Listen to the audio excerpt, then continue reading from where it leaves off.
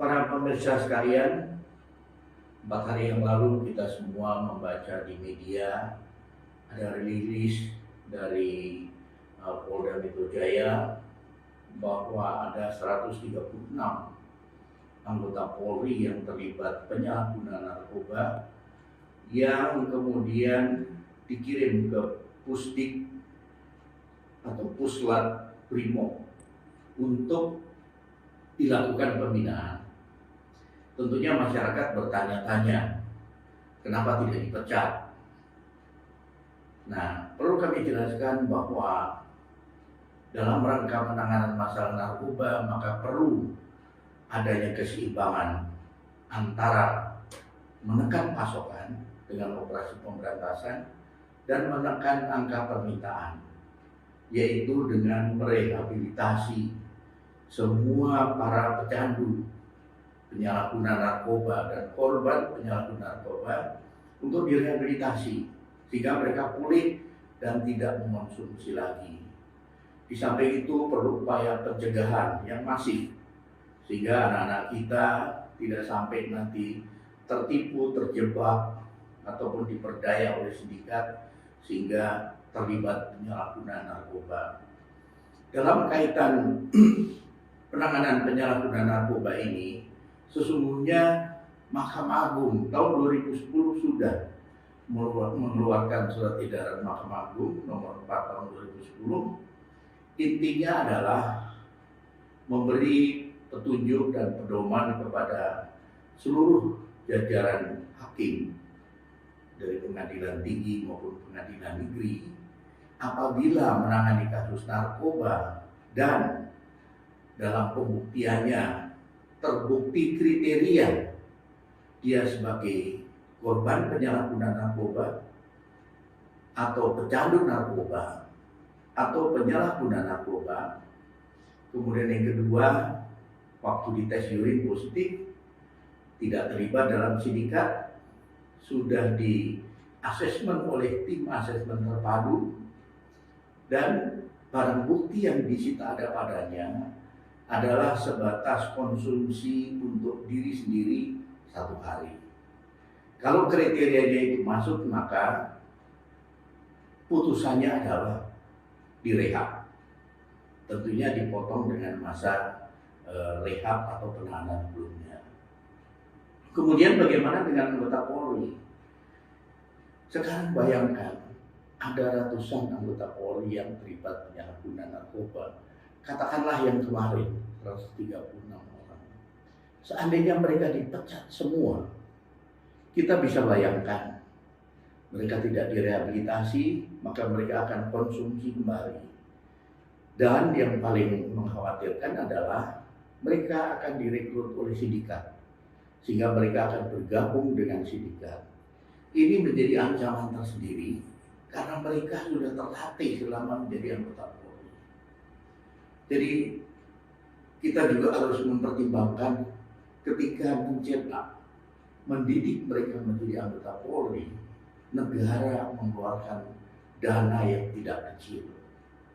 Oleh sebab itu, saya mendukung penuh apa yang dilakukan oleh jajaran Div Propam Polri, Kapolda Metro Jaya dan Kabid Propam Polda Metro Jaya, serta Kakor Brimob yang akan menangani para anggota yang terlibat penyalahgunaan narkoba ini.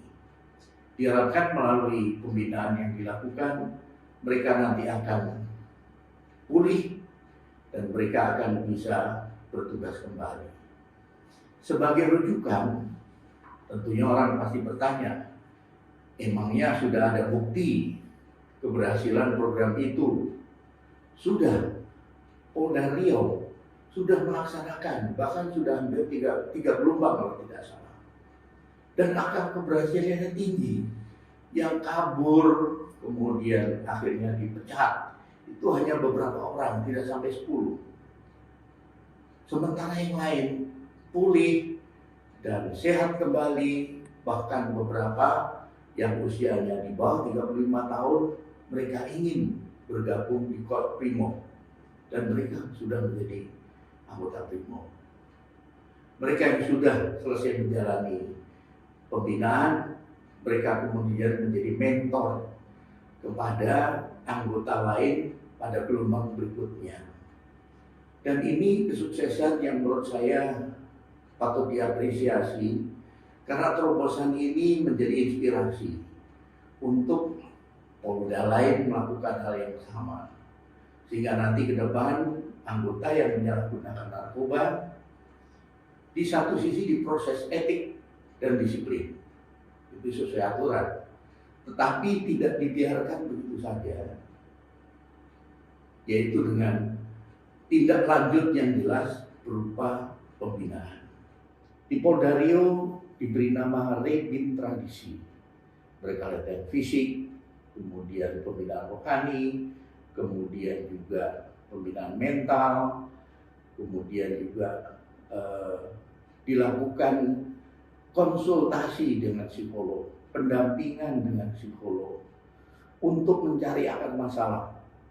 Apakah mereka terlibat penyalahguna narkoba ini karena pergaulan, karena masalah keluarga, masalah pribadi, masalah lingkungan, atau dipengaruhi oleh atasan, disuruh oleh atasan. Nah, ini semua akan terungkap ketika mereka dilakukan asesmen. Nah, ini menjadi bukti bahwa sudah ada keberhasilan. Kita semua tahu bahwa setelah Mahkamah Agung mengeluarkan surat edaran, Polri pun menyambut dengan surat edaran Kabar Eskrim, dengan peraturan Kabar Eskrim. Demikian juga Jaksa Agung sudah menyambut dengan mengeluarkan peraturan Jaksa Agung tahun 2015. Dan terakhir Pak Kapolri mengeluarkan peraturan kepolisian Perpol, yaitu tentang penanganan tindak pidana berdasarkan keadilan restoratif. Di antaranya adalah untuk penyalahgunaan narkoba. Pemirsa sekalian, masyarakat tentunya bertanya, bagaimana dengan anggota Polri yang terlibat dalam sindikat narkoba? Jawabannya sudah jelas. Bapak Kapolri secara tegas telah menyatakan bahwa anggota Polri yang terlibat sindikat narkoba pilihannya hanya satu: ajukan ke pengadilan dan dipecat sebagai anggota Polri. Marilah kita dukung upaya Polri untuk menyelesaikan masalah-masalah yang berkaitan dengan anggotanya. Tapi di sisi lain, tentunya kita juga prihatin bahwa penanganan penyalahgunaan narkoba oleh warga masyarakat belum optimal. Kami dari Kompolnas sedang melakukan penelitian tentang hal itu. Ternyata banyak masalah di lapangan. Ada yang tidak ada panti rehab, ada yang tidak ada tim asesmen terpadu, ada yang tidak ada anggaran. Sehingga para anggota masyarakat yang terlibat itu kemudian dimasukkan lapas. Akhirnya lapas over capacity. Bayangkan saja lapas sekarang over capacity-nya itu 102%. Dan 50,6%, jadi 51,6% adalah kasus narkoba. Dari kasus narkoba itu ternyata 52.000 itu adalah penyalahguna. Bayangkan, mereka harusnya direhab, tapi mereka akhirnya menjalani hukuman di lapas. Harusnya mereka mendapat pembinaan khusus untuk pemulihan, tapi akhirnya mereka harus ditahan. Ini kondisi yang memprihatinkan. Selesainya penelitian kami, diharapkan nanti rekomendasi kami bisa ditindaklanjuti oleh seluruh kementerian, lembaga, dan badan terkait agar penanganan penyalahgunaan narkoba ini sesuai ketentuan, dan kita akan bisa menyelamatkan generasi muda kita. Meskipun dia pernah terlibat penyalahgunaan narkoba, tapi mereka bisa pulih dan masa depannya masih cerah. Demikian, terima kasih.